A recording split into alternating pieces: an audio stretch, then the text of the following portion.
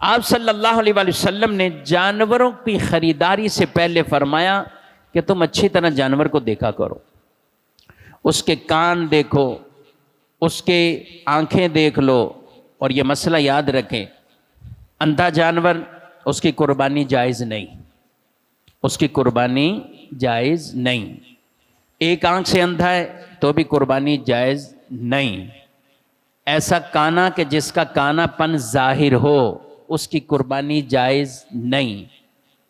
جانور کا کان اگر 1/3 ایک تہائی سے زائد کٹا ہوا ہے تو اس کی قربانی جائز نہیں، ایک تہائی سے زائد۔ یہ پیمائش کیسے کریں؟ یعنی ایک کان سلامت ہے، دوسرا کان کٹا ہوا ہے، تو اس کان کو دیکھتے ہوئے آپ اس کان کا اندازہ لگانے کہ یہ کتنا کٹا ہوا۔ مثال دوں، 9 انچ کا کان ہے، ایک کان 9 انچ کا ہے اور دوسرا کان یہ 7 انچ کا ہے، تو اس کا مطلب 2 انچ کٹا ہوا ہے۔ تو اس اعتبار سے ان دونوں کو ملائیں تو یہ کان ایک تہائی سے کم کٹا ہوا ہے، تو ایک تہائی یا اس سے کم کٹائیں قربانی ہو جائے گی، لیکن ایک تہائی سے زائد کٹائیں تو اس کی قربانی نہیں ہوگی۔ تو یہ 9 انچ ہر جانور کا نہیں ہے، پتہ چلے آپ انچی ٹیپ ہی لے کے پہنچ جائیں کہ بھائی آج تو جمعے میں مفتی صاحب نے 9 انچ کا ایک بیان کیا، تو 9 انچ ہر جانور کا نہیں دیکھنا، جو کان اس کی دوسری سائڈ پہ سلامت ہے اس کو دیکھنا ہے کہ وہ کتنے انچ کا ہے۔ تو یہ مثال دی سمجھانے کے لیے۔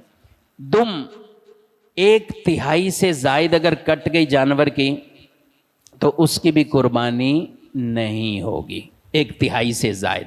اس میں بھی یہی مثال کے طور پہ سمجھنا ہے اس کو کہ کتنی دم تھی، اور ایک تہائی سے زائد اگر کٹی ہوئی تو نہیں۔ دم میں بال شامل نہیں ہوتے، دم کا جو گوشت ہے، گوشت اس کا اعتبار کیا جاتا ہے۔ بال کسی کے کہیں ٹرک میں پھنس گئے، کچھ بھی مسئلہ ہوا، اتارا، بال جدا ہو گئے تو بالوں کا مسئلہ نہیں، بال یہ شمار اس میں نہیں ہوتے۔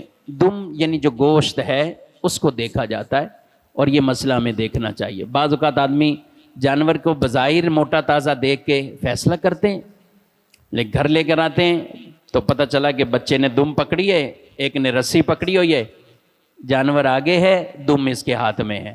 وہ منڈی والوں نے تو یہ کر کے دے دیا نا، دم ہی آرٹیفیشل لگا کے دے دی۔